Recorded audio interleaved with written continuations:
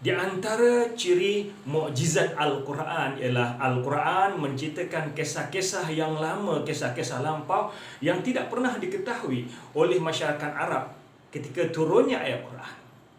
Sebagai contoh, ketika mana orang Yahudi bertanya kepada Nabi Muhammad SAW tentang Ashabul Kahfi, Rasulullah SAW tidak mengetahui kisah ini. Demikian juga tentang Iskandar Zulkarnain.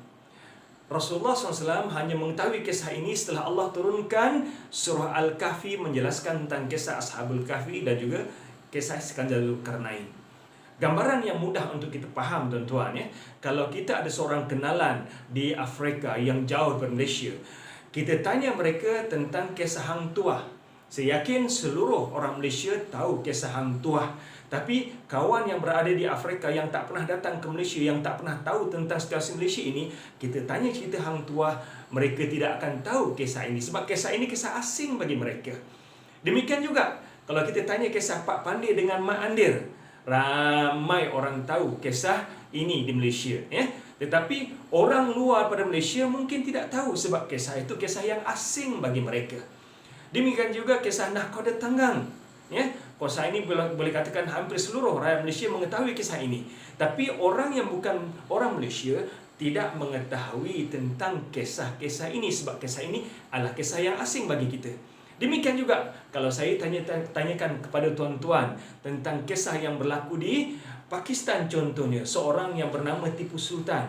Mungkin tuan-tuan, ramai di kalangan tuan-tuan yang tidak mengetahui kisah ini sebab ia bukan kisah yang masyhur di kalangan kita.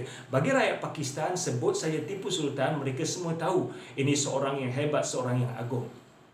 Gambaran apa yang saya nak ambil di sini ialah banyak cerita-cerita dalam Al-Quran yang diceritakan oleh Al-Quran tidak pernah diketahui oleh masyarakat Arab.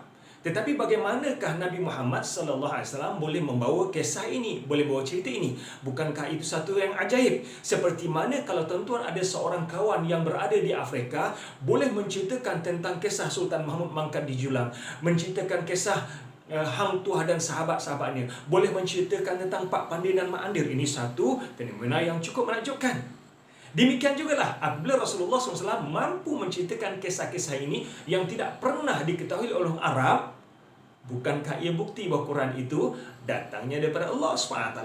Saya ambil contoh kisah yang berlaku ya, di mana Allah SWT menjelaskan dalam surah Hud bahawa kisah-kisah ini adalah kisah yang asing bagi orang Arab.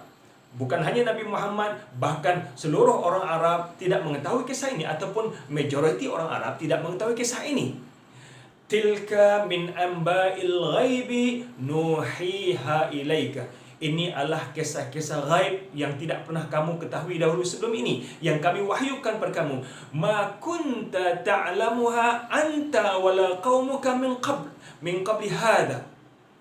Sungguhnya kamu dan juga kaummu sebelum ini tidak pernah mengetahui kisah-kisah ini. Nak gambarkan bahawa kisah ini kisah yang asing.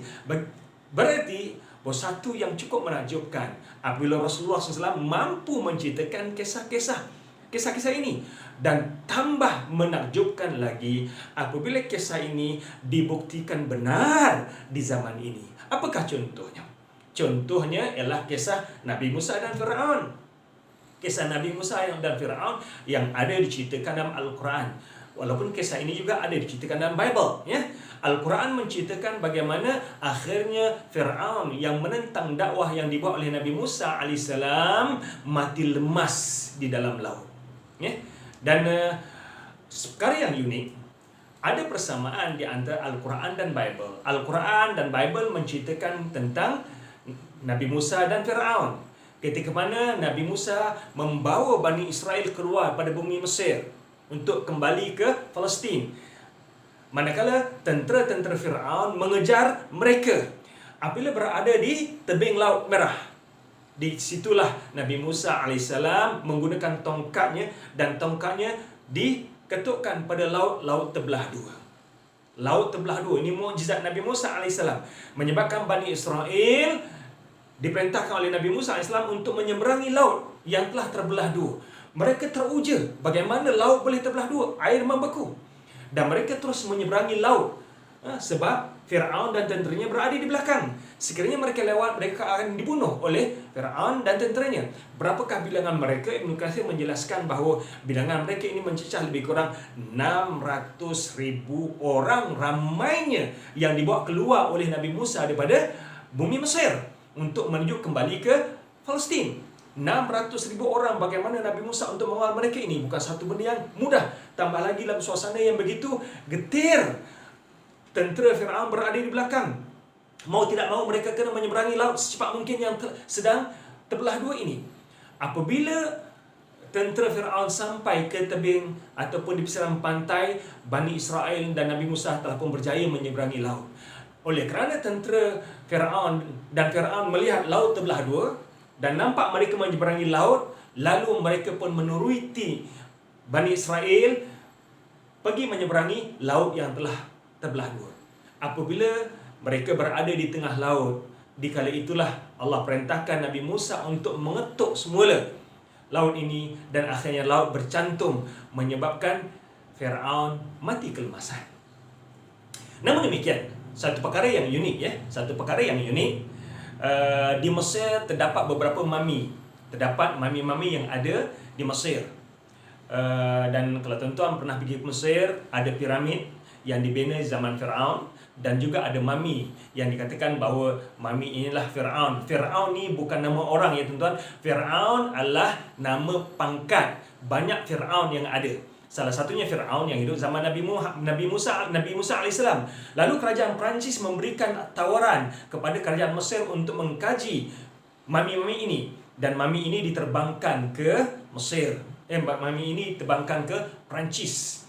Seorang doktor yang pakar dalam bidang gastroenterologi, iaitu Dr. Maurice Bucaille, dipertanggungjawabkan untuk mengkaji mami ini bersama dengan tim dia, bersama dengan rakan-rakannya.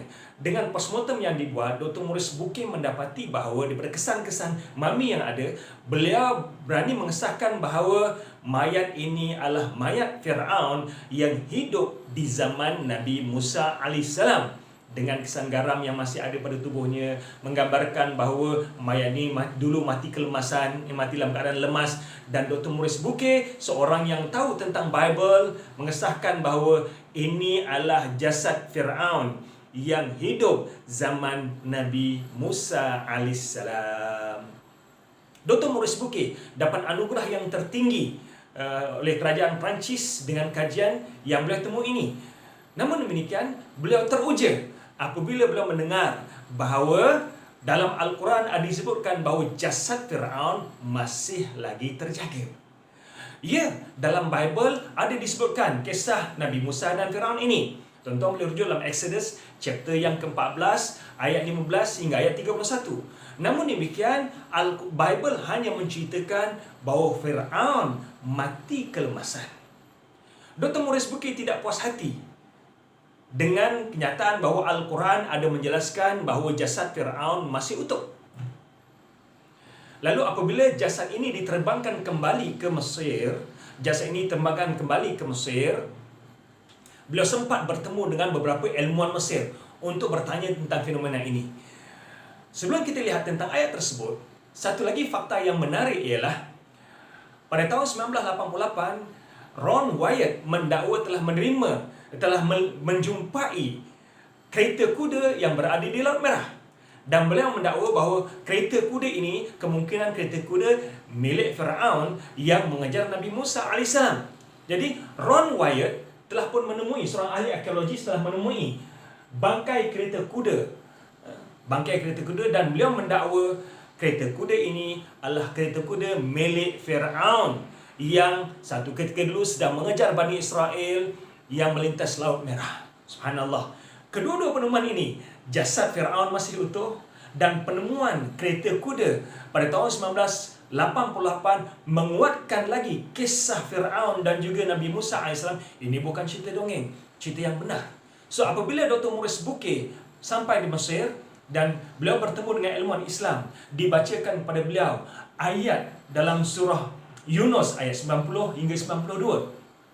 So diceritakan bagaimana Firaun mati kelemasan, namun Dikala mana Firaun mati kelemasan itu, dikala itu dia berkata bahawa dia beriman dengan Tuhan yang diimani oleh Bani Israel.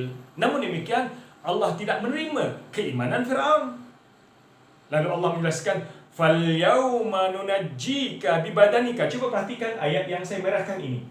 "Falyawma nunajjika bibadanika litakuna man khalfaka ayah." Falyawma, fa dalam bahasa Arab maksudnya serta-merta, maka. Dalam keadaan Firaun kelemasan, Allah tak binasakan jasad Firaun, Allah matikan Firaun. Namun falyawma, serta-merta, falyawma nunajjika bibadanika, pada hari ini wahai Firaun, walaupun kamu dimatikan, tapi kami selamatkan tubuh kamu. Litakuna man khalfaka ayah, litakuna man khalfaka ayah, ya, litakuna man liman khalfaka ayah, untuk menjadi orang, untuk menjadi tanda-tanda kebenaran Al-Quran kepada orang yang selepas kamu.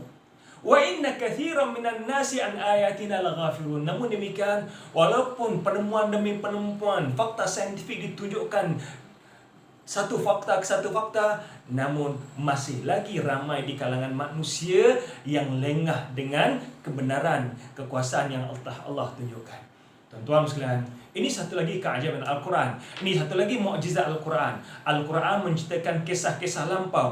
Al-Quran menjelaskan kisah yang berlaku di antara Nabi Musa dan Nabi Musa dan Firaun.